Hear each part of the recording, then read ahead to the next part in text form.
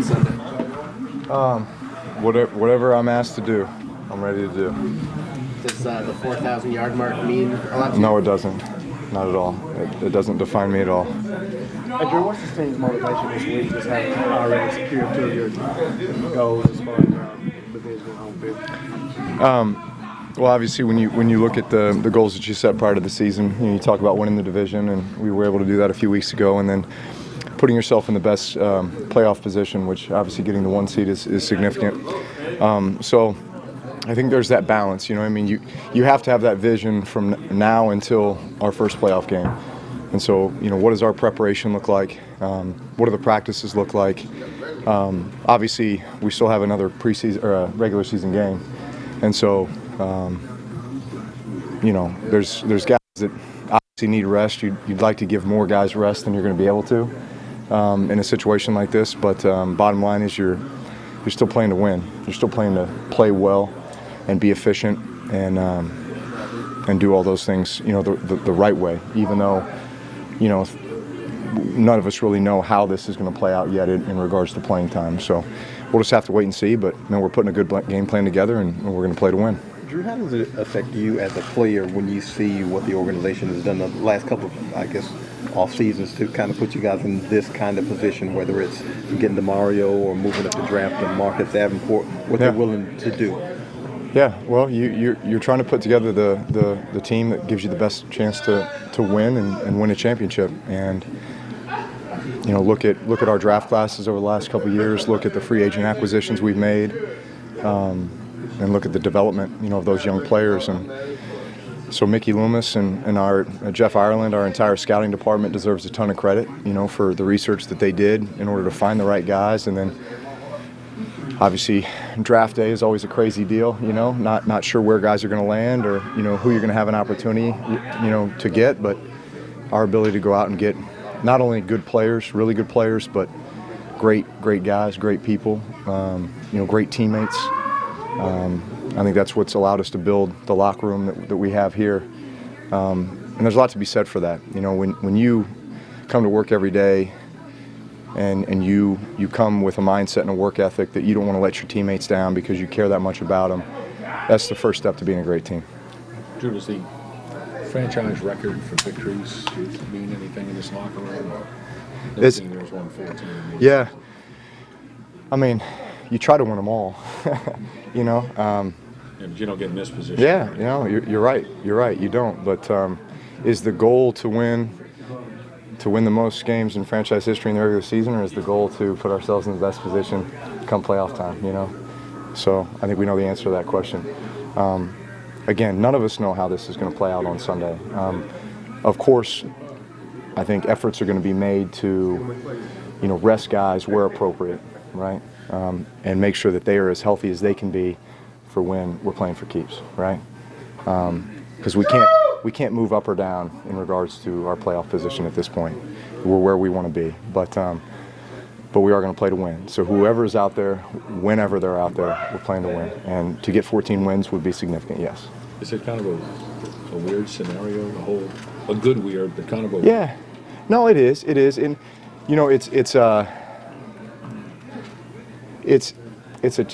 challenge however you look at it. I mean, there's a few teams that have their seed secured. It's not a 1 seed, but they're secured in their seed, and they're having to contemplate the same things that we are, right? As to who's playing, who's resting. Listen, when you only have 53 on a roster and you can dress 46, you have to dress 46. It's not like it's not like college where you're just going to rest. You can rest the entire offensive line or the entire defensive line or whatever it is. You only dress so many every game. So guys have to play, and the guys that are out there are going to be ready to go, playing to win. Drew, if you rest or if a certain amount of guys rest, do you believe at all in the theory that, 2 weeks off, momentum, that could rust, those kind of things that a lot of people throw out as I think we can speak from experience, right? From 2009, and albeit, a lot of this locker room wasn't here then, but I certainly remember that, right? I remember us losing our last two, losing week, 14, 15, and then going into week 16, we find out, okay, we've secured the 1 seed, and then we try to rest a number of guys ironically playing Carolina at Carolina, but it was one of those where what's most important? Is it to play this game, or is it to prepare ourselves to be the best that we can be when the playoffs arrive? And that is the answer. You want to be the best that you can be when the playoffs arrive. So I don't think we're worried about killing momentum or anything else, because we're not goofing around in practice. I mean, we're taking practice serious. Guys, we're getting the work done that we need to get done. We're going through the process. We're going through our routine, preparing ourselves to play. And then again, however that shakes out, we haven't been told. But however that shakes out is what we'll be ready for. Drew, from the time that you were, say, 25 years old and just a young guy in the league to 39, does the MVP race weigh any heavier or lighter in your mind compared to when you were a young kid to now? No, it doesn't. It doesn't. I mean, it's really never something that's been on my radar. Maybe a little more this year than it has in the past. But again, my goals are set on our team, right, and what we can accomplish as a team. And the individual stuff, while that's an honor, and I don't take it for granted, and I'm extremely humbled by it, that I don't feel like defines me. What I feel like will define me and our team is what we can accomplish as a team this year. Once the playoffs get here. Is there a reason why it weighed any differently on your mind this year than others? No, I mean just because maybe it was more talked about, or I got more questions about it. But not having anything to do with where I'm at in my career or anything like that. No. Patrick Mahomes seems like a guy who gets, obviously in the conversation as well. Have you watched him at all this season? Do you feel like your numbers? Listen, deservedly so. He's had an incredible year. His team's had an incredible year. So yeah, I enjoy watching him. I feel like they've been on primetime a lot. I watched the Sunday night game, as much of it as I could with my boys. So yeah, and he's a Texas kid. Is there, after sitting next to him all year, how curious are you to see what Teddy could do if he had the opportunity? I'm excited for him. I mean, I think there's no doubt he's going to get some playing time. It's just a matter of how much, and so, he's the kind of guy who prepares to play every week, and I'm sure he's excited to play. And then listen, we're all excited for him and some other young guys that are probably going to get some significant playing time. Drew, you were once in Kyle Allen's shoes, first time getting ready to start your first game. I know it's different for everybody, but what were those feelings like for you? Well, I mean, it's I'm sure it's nerve-wracking, I mean, you're always, you can say you're always preparing yourself as the starter and preparing to play and that kind of thing, but until you're thrust into the role, or into the situation, I don't know. You just kind of fall back on your training and your instincts. Are you like worried about if you're out there getting rolled up on or something like that? No, you can't think about that, man. You play to win. And you play fast. You play with instincts, and just you can't worry about that stuff. So if you're out there, you just. If I'm out there, I'm playing. Yeah, I mean, I'm playing to win, playing to move the ball, playing to score points, and then when it's time to come out, it's time to come out, and there we go.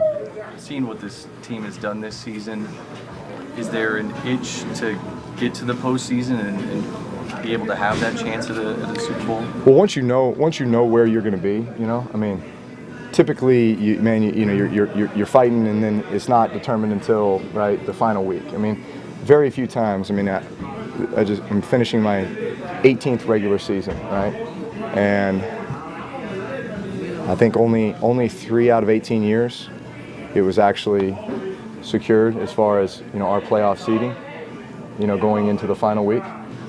So 3 out of 18. I mean, this is it's a rare occurrence, So,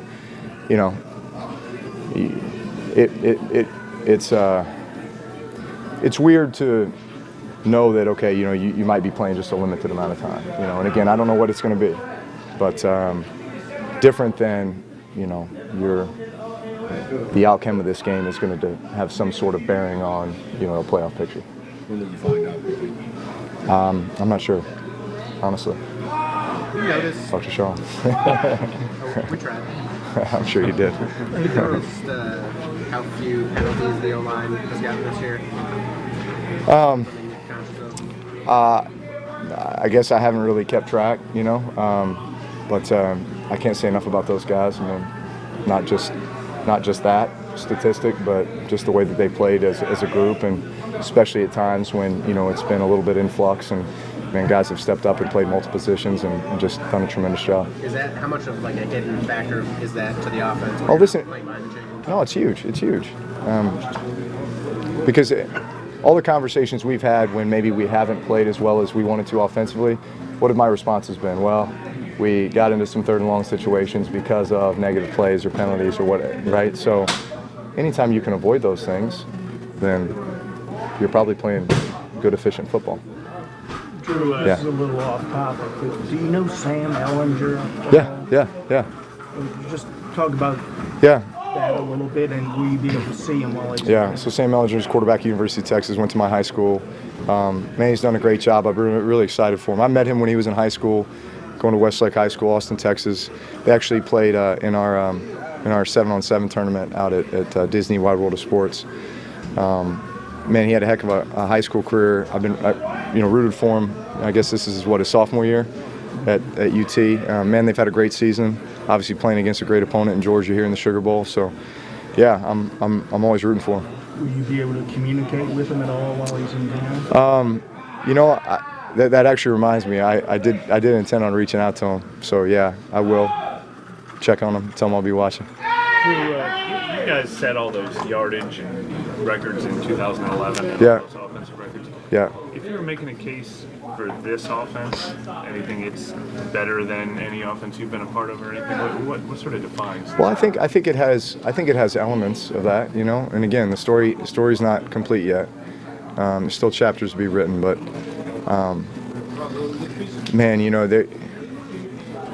guys have seen it and felt it and been a part of it this season. We've had our moments, right, where we just felt like we were unstoppable, and pick your poison.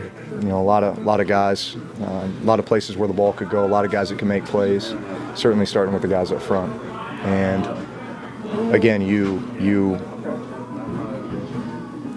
do all that to put yourself in the best position for where we're at now, right? Which is to make a run out in the playoffs, And so I feel like we can draw upon that, that confidence, that momentum, and understanding what we've done and what's helped put us in this position, and continue to focus on the fundamentals. And that's a good thing about these next couple weeks, is because you're not preparing for an opponent yet, because you don't know who you're playing, it gives you a chance to really just get back to the fundamentals and focus on the things that got you here. Has Sean been as inventive or creative or successful as a play caller as you remember in a long time, or a lot of new wrinkles with stuff with Taysom, with the stuff with Alvin and Mark on the field together? Is he having as successful a year as a play caller as you remember?